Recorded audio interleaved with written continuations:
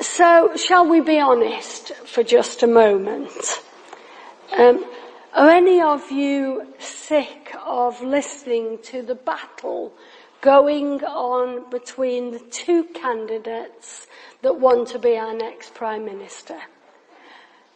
I thought they were supposed to be on the same team, but hey. We listened to one of the candidates' points of views for how he's going to lead our country, and you think, yeah, I can go with that policy. Then in the next breath, they say something that makes you raise your eyebrows slightly. Then the next person says something that you think, yeah, I think that person would be good at leading the country. They will make a great leader who can work with other world leaders. Yeah, okay, we'll go with that one. And then they say something and you think, really? If we had the choice, would we vote for either of these people? Or perhaps you can do a better job. Have we got a bad government? Have we got a good government? Well, I suppose that depends on who we're speaking with. At school, I had an English teacher, and I don't think he liked me too much. And during one lesson, one of my friends was getting a right roasting from him, and I just said, oh, can you not do this every lesson? You pick on someone every lesson. So you can imagine the next minute I was getting both barrels. Typical. As a teacher, as a teenager, I thought that English teacher was superfluous to my requirements, actually. Well, of course I did. I was a teenager. But what would we prefer? Bad government or no government? A bad teacher or no teacher? Well, what would our children look like without the authority of teachers? What would our country look like without the authority of governments or without ruling bodies, without putting laws into place for us all? Well, I suppose there may be civil war, religion against religion, or gang warfare. There would perhaps be complete anarchy. That would possibly reign, wouldn't it? We might think that our government rules thoughtlessly and dishonestly, perhaps, but I suppose Christians, just like everyone else, moan about governments, don't we? That's me. I sit watching the news, and I love to have a rant about how much better I could do at running the country. I like to have a rant about what I would do to those who harm others in all sorts of ways. I must admit, I do like a rant at my TV. I could do better. I know that I could. Let everyone be subject to governing authorities, for there is no authority except that which God has established. God governs his world by putting governing authorities in place. This is how he brings about order rather than anarchy. And as Christians, we are called to submit to governing authorities. As slaves submit to their master, as children sometimes submit to their parents, as Christ submits to the Father. Christians are expected to live by the laws set down by governing authorities. And when a believer refuses to do so, they are refusing to live by the ways set down by God. And therefore, as we read, they are held accountable. As we submit to authority, we are expressing how we submit to God. At school, I didn't always want to follow the rules. Well, now I'm an adult, I don't always agree with everything set down by government or ruling authorities. But I respect that as a nation, as an individual, laws are set in place for our own good.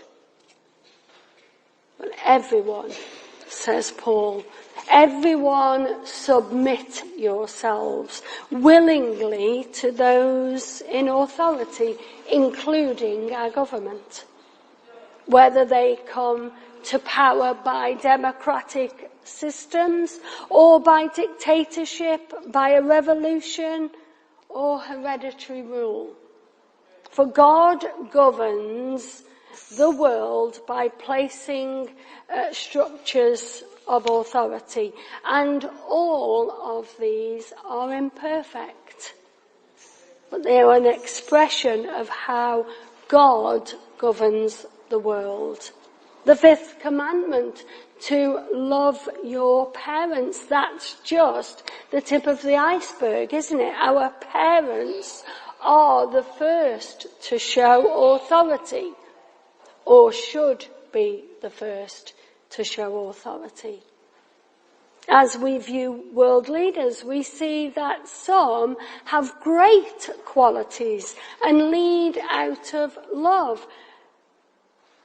Some appear to lead for their own benefits, don't they? They make their own lives good, and they make the lives of their people extremely difficult. Some lead out of cruelty and hatred, and they have no respect, no love for humanity, even their own nation. But above all, authority is from God, the God of order. And the consequence of going against authority, verse 2 reads, whoever rebels against the authority is rebelling against what God has instituted. And those who do so will bring judgment on themselves. Go against authority and you're going against God. Jesus said, give back to Caesar what is Caesar, and to God what is God's. Christians have a duty to God and the state. But we must be careful, mustn't we? But Paul does not mean that the Herods, the Neros, the dictators of our time are appointed by God, or God is responsible for their behaviour. He does not mean that their behaviour does not have consequences. Rather, Paul is teaching that all authority stems from God. Listen to the words Jesus spoke at his false trial. You would have no power over me if it were not given you from above. Pilate misused his authority as he condemned Jesus. And yet the authority that Pilate misused in the process of condemning Jesus came from God. This is a bit of a light bulb moment for me. Jesus said to Pilate, "You would have no power over me if it were not given you from above." Jesus submitted to the authority, even though he was God. He is God. He submitted to the Roman authority, even though they were sinning against him. Because he knew that this authority, even this Roman authority, that would play its part in his death, even this authority, he knew this authority is given by God. Therefore, Jesus submitted. If Jesus hadn't submitted to this Roman authority, the Roman authority that was granting his murder, Jesus would have been sinning, wouldn't he? Whoever rebels against authority rebels against God. Jesus submits. Of course he does. Because Jesus is without sin. So he submits to this murdering authority. Rulers hold no terror for those who do right. But for those who do wrong, do you want to be free from fear of the one in authority? Then do what is right and you will be commended. I'm confused. Paul knows only too well about the behaviour of the Roman authorities.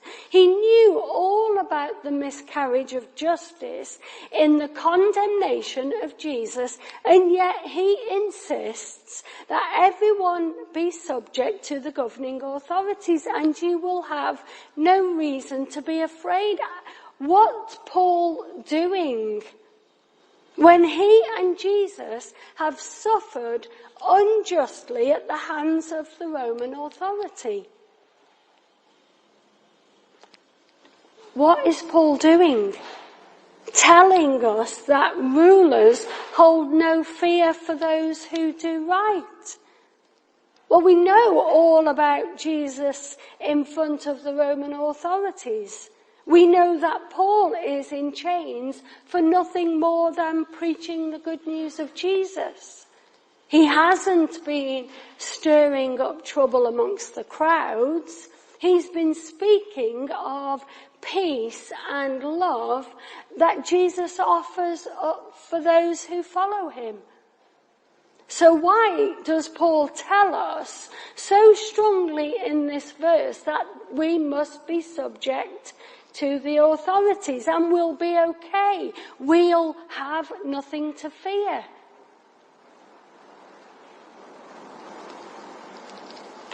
Well, Paul here is stating the divine ideal,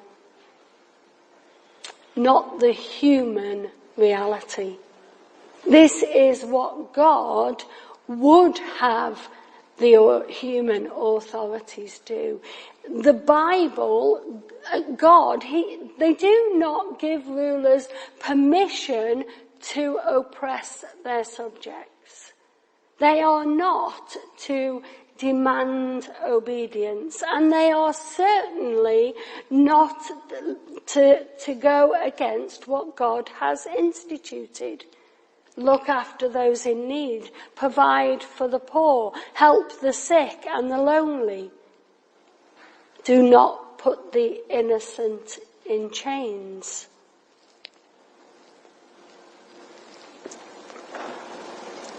Are we commanded to stand with, be abusive to, the authorities who have gone against their God-given duty? No, we're not. We are to submit to those who submit to God. If authorities order us to do what God forbids, or if they put a stop to what God commands, if they instruct us to go against God's good ways, then it is our duty to resist, not to submit. You must disobey in order to obey God. As Peter says in Acts 5, we must obey God rather than humans. Do not follow the human laws if they go against God's law. The Hebrew midwives who feared God did not do what Pharaoh commanded them. Shadrach, Meshach and Abednego refused to bow down to King Nebuchadnezzar's golden image, even though their lives were on the line. When David was instructed not to pray for 30 days, he got down on his knees and prayed. And of course, we see that the apostles refused not to preach the good news of Jesus Christ crucified. There was a great risk to their lives as they were disobedient to the authorities, but they demonstrated obedience to God. With the perspective that God is above our government, we should obey the law. We should pay our taxes and show respect to officers of the law, judges and elected officials. The book of Romans is about living righteously by faith. If we are law-abiding, tax-paying, well-behaving, then we are living as God designed us to live. Obeying Him by obeying governing authorities and living in harmony with others. Give to everyone what you owe them. Justice occurs when everything in a community is lined up and with laws that support freedom and harmony for everyone. The government's job is to address those who are creating unrest, the robbers and murderers, those who go out of their way to cause distress and upset for others. The government job is to prevent these actions so people can live together peacefully. So what do? We submit to the governing authorities because we are commanded to do so. Submit because God, by His sovereign authority, has ordained each person to be in place of authority where He has placed them. God is the one who created and established governments, and who are we to question what He has done? We must trust Him. We must trust Him that He has given authority, so that we may live under the glorious reign of Jesus Christ. But our time here is just like the blink of an eye. Yet our time with Him is eternal. Will you be loyal? Will you obey the one who has given himself? It might mean that we cannot spend time with friends or family because we've been asked not to. We may need to wear masks or change our plans, keep away from others as we did during COVID. But we must trust God and let him lead us. But won't it be worth it in the long run to hear Jesus say, "Well done, good and faithful servant. You were faithful with few things. I will put you in charge of many. Come and share your master's happiness." Amen.